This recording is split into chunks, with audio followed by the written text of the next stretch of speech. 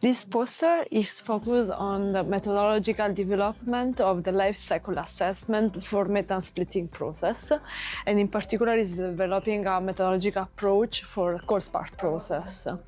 Here, like you can see here, like a schematic visualization, which is called our ColdSpark process, which involves the direct cracking of methane molecule that can come from biogas upgrade plant or directly from natural gas. It goes splitted then with a thermal, non-thermal plasma technology. The methane molecule gets split into solid carbon and to hydrogen. So defined which is the system that we are analyzed, the second step was to focus on the different methodologies that are now defined into life cycle assessment of hydrogen production process.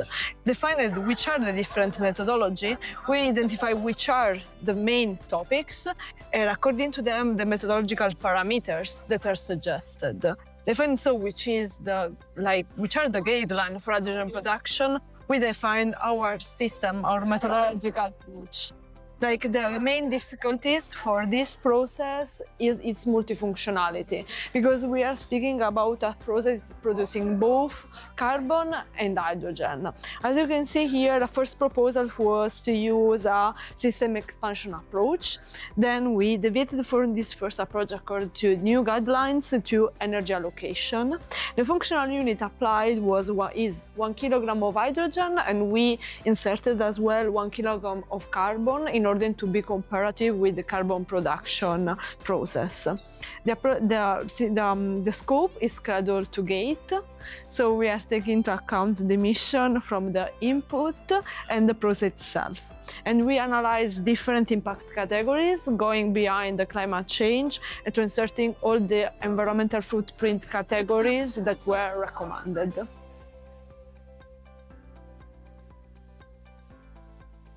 So hi, I'm Jonathan Harding, and I'm from Professor Shin Tu's group at the University of Liverpool. We've been involved in the lab scale of the ColdSpark project. This is some of our earlier data demonstrating the plasma methane cracking to hydrogen carbon. In this one, we used a traditional gliding arc reactor where we have two knife-shaped electrodes, and we apply a high voltage AC current between them. And we also combine this with some kinetic modeling, a 0D kinetic model. We use this to kind of predict the intricate plasma chemistry and the reaction pathways involved. So you can see the primary route for decomposition of methane, primary route for the production of hydrogen, the decay of hydrogen, and the same for the carbon as well, and to see any side species reactions alongside that. So that's quite an interesting data, and we've also primarily, in terms of for the plasma reactor, we've looked at the effect of the flow rate and the effect of the power. So for the effect of the flow rate, you need to balance it because you need a high residence time for the methane to be able to dissociate in the plasma, but you also need to balance that with the stability and the size of the plasma plume. For the effects of the power, that you also need to balance that in a way, as the methane conversion will increase as the power increases, but this can negatively affect the energy cost. So you need to find a medium for this reactor, with a medium power, so not too high and not too low. We also took a look at the carbon produced from our system. We have a mixture of multi-layer graphene and carbon nanotubes. The carbon nanotubes are very useful because there can be some high-value carbon, and as so can the multi-layer graphene. And as well as that, there was some other. We achieved a 95% carbon yield. Hello, I'm Ashika. My poster is about pressure swing adsorption for hydrogen purification in methane pyrolysis. Methane pyrolysis, we can do it in 3 ways: thermal decomposition, catalytic decomposition, or plasma decomposition. In plasma decomposition, it's a specific case, like we can operate below 300 degrees and above 300 degrees where it's thermal plasma. But when it comes to ColdSpark project, we operate in below 300 degrees, so it's called plasma. In there, you will crack methane into solid carbon and hydrogen gas. So this hydrogen gas comes with unreacted methane. Therefore, you need a gas separation and purification unit to obtain high purity hydrogen. For that, we are using PSA, which is a pressure swing adsorption. And to go for the PSA, we are doing different stages. For example, when we start with the adsorbent characterization, where we learn about the adsorbent, its surface area, pore sizes, like that. And after that, we do single adsorption isotherm, which are like this. We study how much gas it can uptake at that given pressure and the given temperature. After that, we study the material in the dynamic conditions doing the breakthrough studies. In the breakthrough studies, you study at what point the column gets saturated with the given feed conditions and temperature pressures. So it's really important information to design the PSA cycles. And then we design the PSA. Like PSA is like you have two columns. In one column is in adsorption, the other column is in the desorption or regeneration at low pressures. In the next step, we swing the pressures, having high pressure in the bed 2 and the low pressure in the bed 1. So after that, when we do the cycles, we can evaluate its purity and recovery of hydrogen coming out of the productive stream. Like for example, here 20% hydrogen and 80% methane at 3 bar. When we evaluate, we were able to get 99% hydrogen with the high recovery rate around 70%. So this is what basically my poster is about. Like it's a part of the ColdSpark project that I'm working on. Thank you.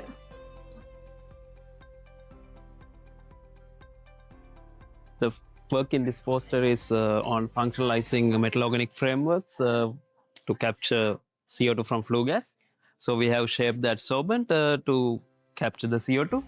So the work is flowing like this. If you go to the experimental, we have made the high throughput synthesis to screen the material, and we have upscaled it in gram scale with the material. So the material consists of 2 linkers. It's a mixed linker morph consisting of aspartate and fumarate, and it's in powder form, and it's formulated to the bead form, which is around 2 millimeter in size. And then it's tested for XRD and TGA and BET for the characterizations with both powder and beads. And it has 3 morph types, only with the single linker morph and with the mixed linker morph. So it has this mixed linker morph has the enhanced properties of both the linkers, fumarate and aspartate, and it was tested for gas measurements, as you can see here. So it was tested at 298 Kelvin for CO2 and nitrogen separation, and it was compared with the other existing morphs in the field, which is commercialized and also in scale-up production. And we have seen that the aspartate morph is showing less cyclability compared to the fumarate ones, and the mixed one is almost showing good cyclability over 9 cycles. And here we have tested the water vapor measurements, and the humidity uptake with the CO2 is also tested here, and the simulated breakthrough isotherms are here for CO2 nitrogen separation. So the conclusion here is the 2 mixed linker formed morphs shows enhanced CO2 nitrogen separation performance with respect to the fumarate and aspartate linkers alone. So the work is to capture CO2 from the flue gas using the formulated metal organic frameworks, which has bifunctionality with respect to the linker. Yep.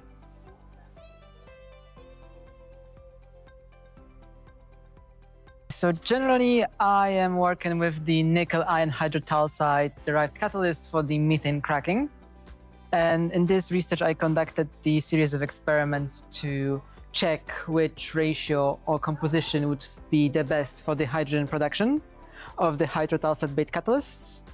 So in general, the methane cracking on catalyst is a little bit different than plasma. And here I'm employing the catalyst to both reduce the reaction temperature as well as to enforce a specific morphology of the carbon produced. And in this research, I did the 5 catalysts, which both with the pure nickel ion as well as did the different compositions of nickel ion and I tested the catalytic performance in the composition of the flow that is 80% methane, 10 nitrogen, 10 hydrogen. And my results are as follows: that the ion-based catalyst had outperformed any other. It had the best activity as well, the biggest amount of the carbon produced. And that carbon produced was of the carbon nanotubes morphology of the very good quality, as is been confirmed by Raman spectroscopy. As we can see that the more iron is added to the catalyst, the longer its activity. So the lifetime of the catalyst is enhanced. And that's pretty much it.